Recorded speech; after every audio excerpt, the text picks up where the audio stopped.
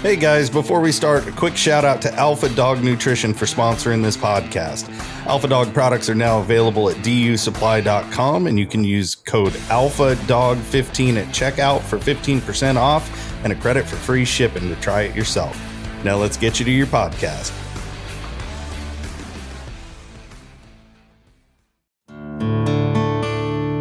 Find yourself in the pages of Full Cry as we dive into the archives of America's leading tree dog publication. Join us as we look back at decades of stories, articles, and more written by those bold enough to follow the echoes of a hound.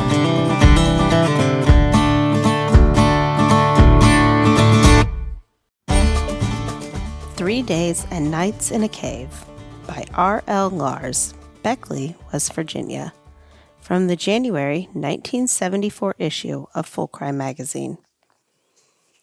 This is a true story that took place some 5 years ago on a September night. My companions on this hunt were my good friend Clifford Tolbert and his son Glenn. The dogs were Joe, a grade blue tick belonging to Clifford, and Red, a grade red bone belonging to me. On this particular day, I had dropped by the office where Clifford manages a used car lot. And while batting the breeze, we decided to take a hunt that night. We agreed that I would pick him up about 6 p.m., which I did, and when I arrived, he and Glenn were waiting there with their dog and hunting gear. We had about 65 miles to drive to get to the place where we wanted to hunt. We arrived at our destination, a farm just a mile or so from Sinks Grove, West Virginia, which is in Monroe County. The folks who owned the farm were relatives of Clifford's. So we spent some time talking and visiting before we started hunting. Finally, we went back to the pickup and got our dogs and lights and started hunting around 8:30 p.m. The area we were hunting is beautiful, rolling terrain with large boundaries of pasture land. There's also quite a lot of woodland and numerous cornfields, making ideal coon hunting. We had not got far when both dogs struck, and after a short chase, they treed. After listening to them tree for a few minutes, we went to them. Glenn got to the tree first, and when we arrived, he gave us a hard time because our dogs had treed a possum. After a little kidding and ribbing about old Slicktail, we called the dogs and were on our way again. Soon Joe struck in a swamp, and shortly Red joined him. We heard a fine trailing job, as only 2 old veteran coonhounds can do. They worked him a long ways in the swamp, then through some dry pasture fields, across 2 or 3 fences, and finally treed on some big hickory trees in the edge of some woods. We went to them and found the coon perched in plain view on a limb close to the trunk of the tree. We petted and encouraged the dogs for a while and left him to run again as our season had not yet opened. We walked maybe a mile, and then both dogs struck about the same time, but in different places, apparently on different tracks. We sat down and listened to them work, and after a while, Joe treed not far from us up on a knoll. We took off to him, and by the time we got there, Red had joined him on the tree. They were treeing on a good-sized locust tree, and in the top, we found the coon's eyes. After locating the coon, Glenn told us that if we wanted, he would climb the tree and jump him out, and we would have a race. Of course, this suited us fine, and we tied the dogs so that they wouldn't catch him. Up the tree Glenn went, and shortly he yelled, "Here he comes!" Before he could bat an eye, the coon hit the ground and was gone. We waited 2 or 3 minutes and turned the dogs loose, and the chase was on. Remember, we were on top of a knoll, so we had a vantage point from which to listen. The chase went down off the hill where we were, across a hollow, and up about halfway on the next hill, and there the chase ended. There was not a sound of any kind, no barking, no growling, no fighting, only silence. Someone said, "Well, he has gone in a hole and the dogs will be back in a minute." We waited, and the minutes dragged on, but still no dogs.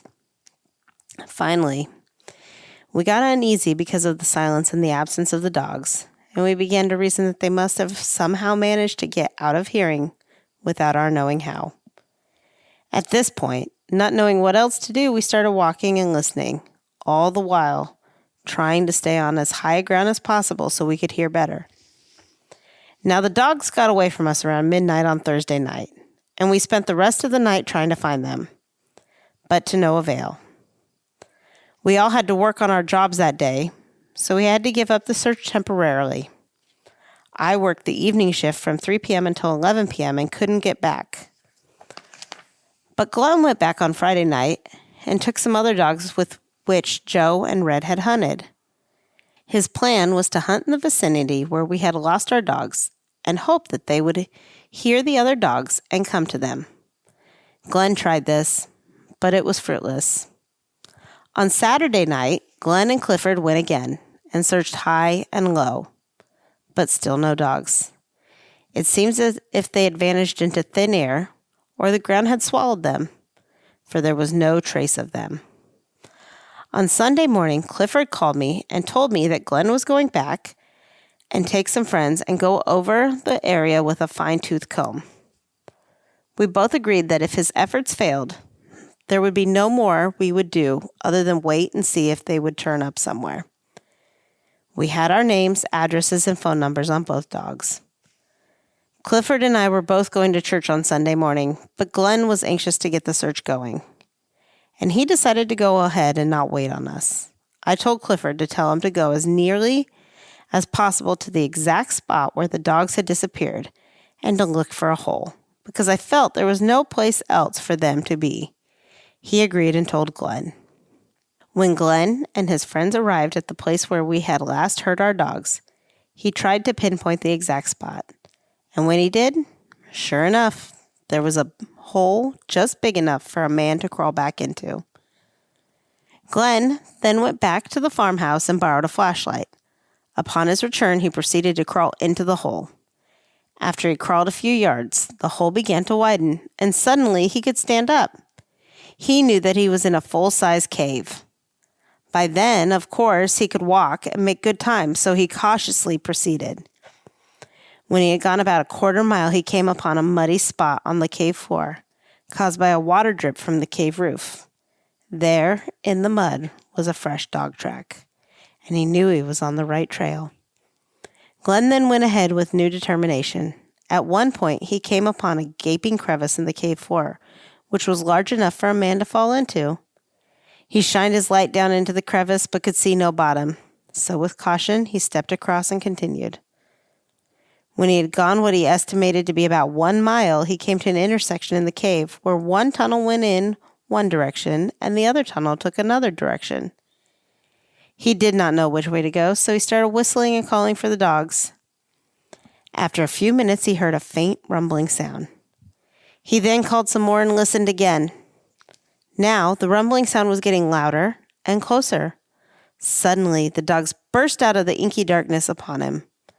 The dogs were so happy to see him that they were all over him, leaping and barking for joy. He finally got them calmed down and started walking for the entrance with one dog in front and the other behind him. This is the way they traveled till the dogs got to where they could see the light of day. Then the dogs ran as hard as they could to get to the outside. When they finally got out in the sunlight, they were beside themselves with joy and ran and jumped and barked till they were nearly exhausted. The dogs were not thirsty and not very hungry. Neither had they lost much weight. They were in the cave from Thursday night until Saturday afternoon. Needless to say, we were overjoyed to get them back alive and well. I can truthfully say that as long as I live, I will be indebted to a brave young man who went into the earth's bowels and brought out my dog. My hat is off to Glenn Tolbert, who has since married and now has a family of his own.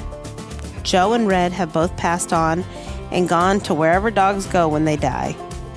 Joe was the victim of poison put out by the lowest type of human being, and Red was found to have cancer and was permanently put to sleep by our vet. Clifford and I have both become walker men, and we still enjoy our coon hunting, which as far as I'm concerned, is the greatest sport of all. As I write this, I am anxiously awaiting the opening of our coon season, which is less than a month away. Like what you heard? Leave us a review and make sure to tag @FullCrimeMag when sharing your own adventures. You can check out more vintage content and get your subscription to the all-new Full Cry magazine at www.fullcrymag.com. From the pages of Full Cry is a Full Cry production. We want to thank our sponsors and encourage everyone to support those who support our lifestyle. This episode would not be possible without the support of Next Level Super Premium Dog Food and W Hunting Supply. Until next time, keep those dogs in the woods and find yourself in the pages of Full Cry.